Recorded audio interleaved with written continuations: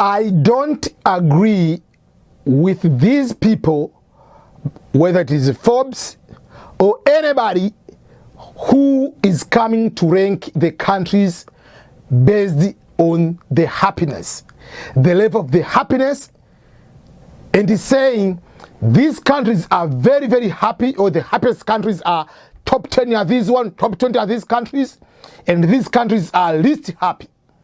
That the people in these countries are not happy.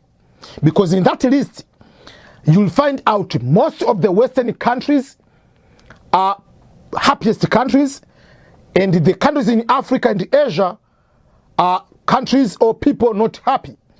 And if you look for the 2021 list of the countries which are happy, very, very happy, and the countries which are least happy, Tanzania is ranked at almost at the bottom. There is Afghanistan, then Tanzania among the top 2, top 3 from the bottom. So I want to go and analyze these criteria and whether it is true that these countries are happy or not happy. In my understanding and my experience living in America and traveling to some other countries around the world, talking to people, seeing the real life, interviewing people, sharing, I don't agree telling me that these Western countries, people in those countries are happiest people compared to the people who live in the African countries. To my understanding, to my experience, people in Africa and Asia are the happiest people compared to the people in America. The problem is the criteria are used to determine the happiness index are wrong, are only focusing in the Western lifestyle, and those measures are not compatible, are not direct reflection of the real life in Africa. So let me start with what they call the happiness. So for them, they call the happiness economics. They use a study of economics to determine the happiness. They say, this study measures through surveys that require participants to rank their level of happiness based on assortment of quality of life factors. This quality of life factors, what they are calling, is based basically in the regard of happiness economics analysis, which is going to discover the factors like I'm giving example, factors like leisure, factors of freedom and control, factors of quality of work, quality of consumption. They are looking about economic security. They are looking about the education. They are looking about health. They are looking about good governance of the country. They are looking about the leisure use of time, cultural diversity, living standard, the community vitality. All those the things are the ones they are going to look at to determine whether these countries are happier or not happier. But if you go to look on the new list of the countries, so number 1 in the top 20 are the following countries: Finland, Iceland, Denmark, Switzerland, Netherlands, Sweden, Germany, Norway, New Zealand, Austria, Israel, Australia, Ireland. Then United States now is number 14. Last year it was number 19. Now it is 14. Canada now is 15. Canada used to be ahead of US. But now, obviously, US is now 14. Then Czech Republic, Belgium, United Kingdom, China, then France. Those are the numbers they put them there. So, and then let's go to the numbers of the countries which are the least. So at the bottom, I mean, like the bottom completing is Afghanistan, Zimbabwe, Rwanda, Botswana, Lesotho, Malawi, Haiti, Tanzania, Yemen, Burundi. So those are the bottom top 10 bottom countries on the happiest country or people who are happy. So, let's go to see these factors and to determine whether these factors are the real measure of happiness in Africa, or these factors, could these factors be used worldwide, or they are contextual. Let's go to the issue of the governance, which is politics, rule of law, human rights, all those kind of things. The assumption is if you have all these kind of categories, obviously you are happy. But let's go to talk about America for a minute. In the United States, yes, there is a constitution, you have freedom, whatever you can talk, whatever you want. But in the really practical life in America, we have Democrats, we have Republicans, and then we have independent. We have conservative who are Republican, we have liberal who are Democrats. The bigger difference between these, there are other differences, but the bigger difference, Republicans are against abortion, are against gay marriage. Obviously, there is a strict, when it comes to the immigration, to have the legal process of coming here. Democrats, everybody can come, illegal, whatever, you can be here, it's your right. Then you can have abortion, even a child, baby is 8 months old, like in New York, when they passed that law. So it's legal about abortion, and then they accepted the gay marriage. So these are the two fundamentals and three areas where these people differ completely. In a normal situation, in America, you cannot talk to anybody, whether to be at work, whether it will be in the bus, whether it will be on the train, whether it will be on the stadium, or anywhere, just with so many other people, you can start discussing politics. People don't talk politics. You talk about weather, a little bit about sport, and the sport will be, oh, whatever, blah, blah, blah, blah. That's all. But people cannot go and say, I'm going to vote for Biden or Trump, like in a discussion, in a group of people, or talk to your parents and something like. So people talk with the same people of the same belief. If Democrats are believing that way, they'll be talking among their cycle. If you are watching the news about liberal, Republicans, they're in their own bubble also to watch their own news, talk to their own people. But you cannot just go to the public transportation and to meet some people. Oh, how are you? Oh, who did you vote? Oh, this person is a horrible person. You cannot do that. Yes, you have the freedom to talk whatever you want, but you cannot bring that discussion in a normal way. So that is the most number one thing, is off limiting any discussion to anybody in the public or to people, whatever you know, or you meet in the park, whatever it is. Don't talk about politics in America. So, is that a freedom? Go to Kenya, go to Tanzania, go to Ghana. People talk politics like it's just from, like, every single minute people talk about politics. Oh, Kenyatta is doing this, this is good, this is bad. Oh, Odinga, oh. Every news is just politics. Everywhere you talk politics, regardless whether you support the person or don't support the person, you are okay to discuss those kind of things. So for me, if you're talking about the freedom of talking politics, Africa, Asia has that big freedom. Here it is a freedom by practical, by theory, it's there. In practical, it's not there. In reality, people don't talk politics. Religion, we have freedom of religion. But here, you cannot say Allah, you cannot say Jesus, you cannot say Muhammad in school. Off limit. You cannot say God bless you. Even they don't call the Easter break. They call spring break. They don't call Christmas break. They say holiday break. Because if you say Christmas holiday, when they close during the December, a teacher can be fired for that.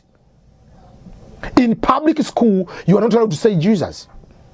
In Africa, you can say Jesus, you can say Muhammad, you can Prophet Muhammad, you can say, people talk religion. You can go to the bus and, oh, today is Eid, today is Ramadan. People can talk most of the things regardless of religious affiliation.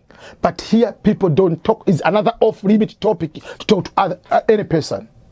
So people have all this stress in their own. No matter what you believe, you cannot talk or share your opinion to another person because you can hurt someone's feeling. Someone that does not believe. If in Africa we say, oh, I don't believe in God or Jesus or Muhammad or whatever. People say, are you okay? Are you mad? People can question you.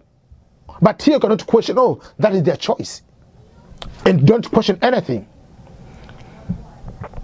So in Africa, the people ability to talk, to go to the stadium, to go and start competing, Davido versus Wizkid, or Burna Boy versus Diamond versus Alikiba, who is best comedian, this one, Amankwa, or this person. All those kind of discussion are what provide happiness. The governance, yes, they are corrupt governance. Yes, there is no rule of law in many African countries. But that doesn't mean that people are not happy. People continue their life. Some people don't care about that way. Until 5 years, oh, I know another person will come, another party will come, they'll come and they continue to do the same stupid things. It's okay. But doesn't mean that when you have the perfect non-corrupt government following the rule of law, that means happiness. No. Yes, in these countries, people look about to have the good economic foundation, have a good job, have good salary, I can have saving, I can have money for retirement. You are happy. I understand people look at happiness in that way, having the freedom of retirement. But in Africa, if I have my own home, it's a pure home, is not a mortgage. If I have my own couple, 2 cows, I have farm there, I have 2 banana plants, I have this, whatever. People are happy in that way. Yes, we don't have very good hospital like John Hopkins or these nice hospitals. But also, God is health insurance in Africa. Just look about the COVID, how much it has affected in Western countries versus the resilient in Africa. Is completely different. So yes, you have the most comprehensive medical coverage, systems, equipment, but in Africa, yes, people might die, but we have other ways. Oh, what should I do? Oh, just go and take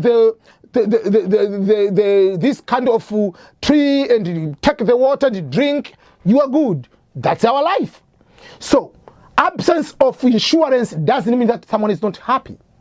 Someone can be happy just the arguing between Cristiano Ronaldo and Lionel Messi, between Real Madrid and Barcelona, between Manchester United and Manchester City, between Chelsea and Arsenal. Those discussions of every single day is what makes happiness in Africa. Here they're talking about leisure.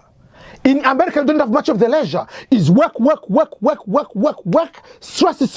stress. In Europe, the same thing. But in Africa, you finish working, you go home, you have a maid, you have house girl, you have house boy. They are there to help you.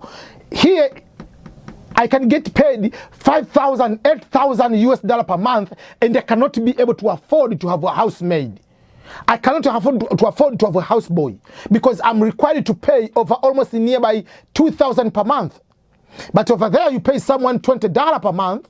They eat at your house, they stay there. So the level of happiness is not about direct money. You can bring your relative to help you with your children. A neighbor can help you, your uncle, aunt. Here you don't have those kind of things. Everybody is their own life. You get old, you go to the elder's home. That's all.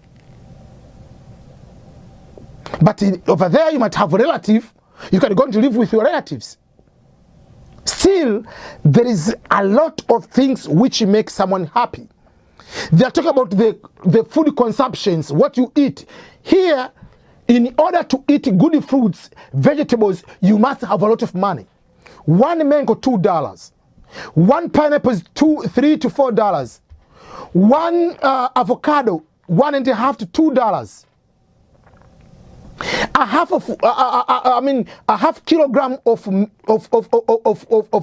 meat, of beef, you are talking about $4 to $8 depending on what part of the body of the cow. But those are the things in Africa, they are different. It is Eid al-Fitr or Eid Mubarak, someone is slaughtering a goat at their own home. Someone has their own chicken, they eat fresh food. You go and pick up the mango. If you have $2, you can have like 10 mangoes in Tanzania. Here, 1 mango, which is even doesn't taste good. So when you say the ability to eat well, here is very expensive, but food is not that expensive to get the natural good food. You can plant your own avocado tree. You can plant your own papaw tree. You can plant your own banana trees. I've been to the very rural areas of many countries in Africa. People are in completely rural areas. They don't have even water, but they have bucket. They are happier than people who make 10,000 per month here. So don't get into this like, because if you have money, that means it's equal to happiness. In Africa, the level or what defines what makes someone happy are not related to the level of income. You can hear taarabu or loud music or somewhere there. You see the kids are just dancing. The kids go to a school which doesn't have desk, but the kids can be happier compared to the kids who have a very good school here in America or in Europe. So this, the reason they are using to determine the happiness, no. How many people commit suicide in Western life? A lot, despite of having a lot of good money. Rich people, they commit suicide. Famous people do that, but not in Africa. Very, very rare to find a millionaire doing that, taking their own life.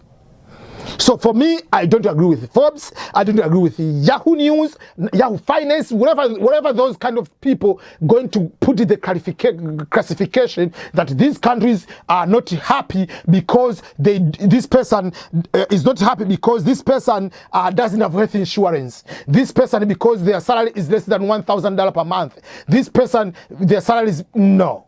Those things are not applicable. If you hear a song of a certain famous musician you like, someone will be happy for the full week. He's going to the Instagram, to TikTok, watching the TikTok, whatever. That's all. They don't care about politics. They don't care about what law has been passed by their government, and the people are happy with that. So those are the things people should consider. So don't be, oh, Africa is not happy, these countries are not happy. So you think that if you come to America, you'll be happy. Here are the most depressed people are in Western countries. And the most happiest people are in African countries and in Asia. So that's my discussion. That's what I've been knowing. Even myself now, the money I'm making, if I make the same amount of money I live in Africa, man, I could be in the next level. But here, despite the money I'm making, I'm struggling. I'm not happy. But I'm here because I want certain kind of things, especially for my children. That's why I'm here. But when it comes to the happiness, man, Africans are very, very happy. Just put a Ndombolo song, you will see how people are going crazy. Everybody will be dancing. Everybody will be just whatever. Alikiba posted the news, so everybody was there. Diamond news, so people can be discussing about Rolls Royce of Diamond just the whole day. People will be arguing between Wizkid, Burna Boy, whatever. Oh, whose comedian is famous? That's all. That is their happiness. And that is not quantified in terms of how much money you have or what kind of good house you have. That doesn't give that the level of happiness. So, what do you believe? Do you think that these westernized reasons and criteria to determine the happiness of a person are really true for you, your situation, or in African situation, if you're from Africa or in Asia, or even in Latin America? Give me the comment.